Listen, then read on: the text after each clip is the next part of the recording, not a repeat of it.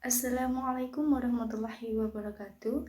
Perkenalkan, nama saya Inayah Wulandari, nomor induk mahasiswa 20122192.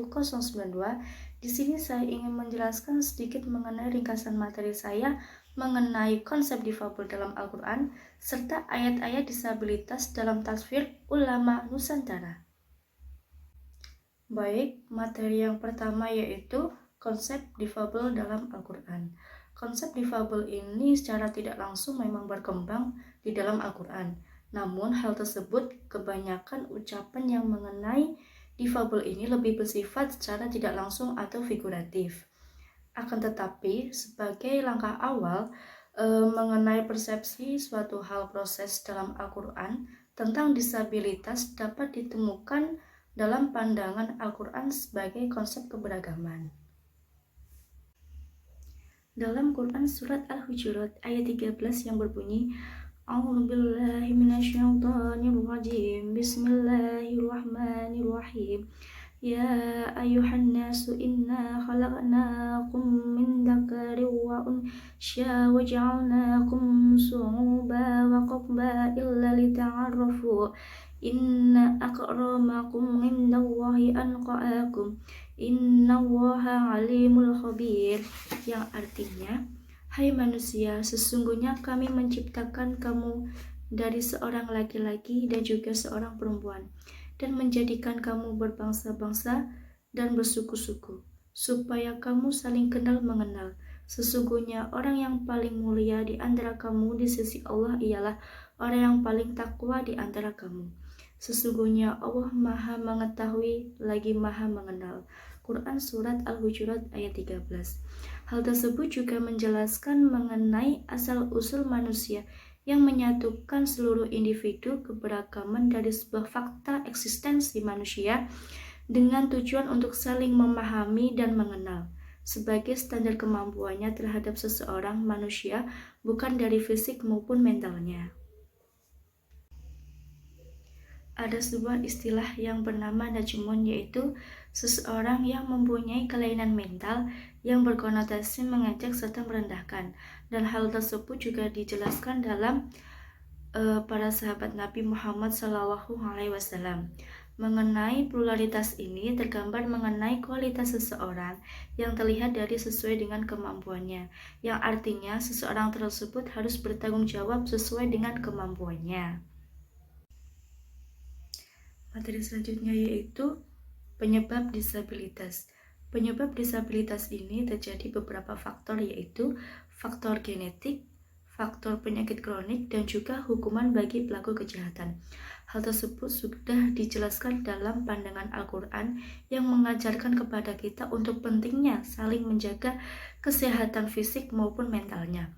Hal tersebut juga dijelaskan dalam hasanah, yaitu mengenai dukungan yang berupa kemapanan dan juga kesehatan, dan sayyi'ah sebagai kemalangan seperti kemandulan dan penyakit lainnya. Dan hal tersebut juga perlu digarisbawahi mengenai pandangan bahwa disabilitas ini berupa bentuk suatu hukuman. Yang pertama yaitu tentang ampunan serta toleransi terhadap orang yang melakukan perbuatan dosa ataupun zina. Dan yang kedua yaitu disabilitas disebut sebagai bentuk hukuman yang memiliki fungsi yang menguntungkan. Dan yang ketiga yaitu sebagai bentuk kasih sayang terhadap Tuhannya serta hambanya. Dan yang keempat yaitu seseorang tersebut tidak akan merasakan disabilitas dari akibat dari dosa yang telah diperbuat oleh orang lain. Sikap terhadap difabel. Dalam Al-Quran sendiri juga mengembangkan terhadap sikap positif mengenai difabel. Akomodasi khusus yang ditentukan dalam ketetapan suatu hukuman mengenai difabel yang tergambar dari Quran Surat An-Nur ayat 61 yang berbunyi, A'udzubillahi minasyaitonirrajim. Bismillahirrahmanirrahim. Laisa 'ala a'ma haraju wala 'alal aqraji haraju wala 'alal ma'ridi haraju. Yang artinya, tidak ada halangan bagi orang buta, tidak pula bagi orang pincang, dan tidak pula bagi orang sakit. Quran Surat An-Nur ayat 61. Seperti yang sudah saya jelaskan tadi, ada beberapa faktor, yaitu yang pertama faktor genetik, yang kedua faktor penyakit kronik, dan ketiga yaitu faktor bagi hukuman pelaku kejahatan. Dan sebagai salah satu contohnya yaitu sebagai seorang manusia, kita dianjurkan untuk memakan dan meminum makanan yang halal dan tentu juga sehat bagi tubuh kita. Di dalam Al-Quran juga sudah dijelaskan mengenai larangan mengkonsumsi minuman alkohol dan juga obat-obatan terlarang. Dan jika dikonsumsi, hal tersebut akan berdampak bahaya bagi kesehatan tubuh kita. Dan lebih bahayanya lagi ketika hal tersebut dikonsumsi oleh ibu hamil. Dan itu dampaknya akan berisiko lebih besar terhadap janin yang ada di dalam kandungannya. Di dalam tersebut juga menjelaskan mengenai sejarah membuktikan bahwa di Islam memberikan contoh sikap yang positif di dalam difabel. Sehingga Rasulullah pun dikenal sebagai pemimpin yang banyak memberikan contoh positif terhadap tugas-tugasnya serta kepada para difabel. Bab selanjutnya atau materi selanjutnya yaitu mengenai ayat-ayat disabilitas dalam tafsir ulama Nusantara.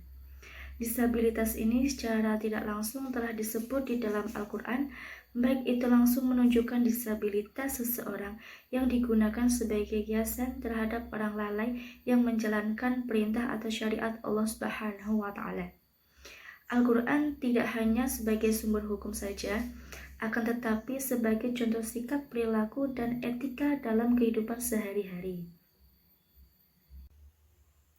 Rekam jejak musafir, sebuah tafsir Al-Azhar yang ditulis oleh tokoh ke-6 dari Sumatera Barat, yaitu Haji Abdul Malik Karim Amrullah atau disebut sebagai Hamka, yang terlahir dari keluarga yang terpandang di Nagaria, Sungai Batang, Tanjung Raya, Sumatera Barat. Dan beliau wafat pada tanggal 24 Juli tahun 1981 di Jakarta. Di masa kecil, Hamka mempelajari Al-Quran dan juga ilmu agama kepada ayahnya di waktu malam hari. Tafsir ayat disabilitas.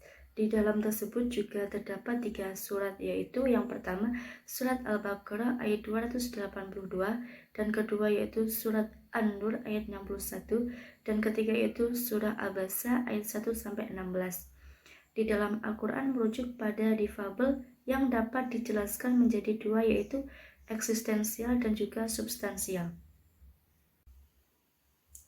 Dan hal tersebut Hamka juga menerangkan ayat dan menggarisbawahi menjadi 3, yaitu safih, doif, dan tidak sanggup. Safih menerangkan tentang keadaan seseorang yang tidak cakap mengatur, sedangkan doif menjelaskan tentang kelompok orang yang pikirannya lemah, yang muda, belum memazis, atau lansia. Hamka menerangkan bahwa dia mendapatkan orang bisu, gagap, dan juga gaguk. Maka dari itu, Hamka menyampaikan rencana dan kesepakatannya untuk berlaku secara adil.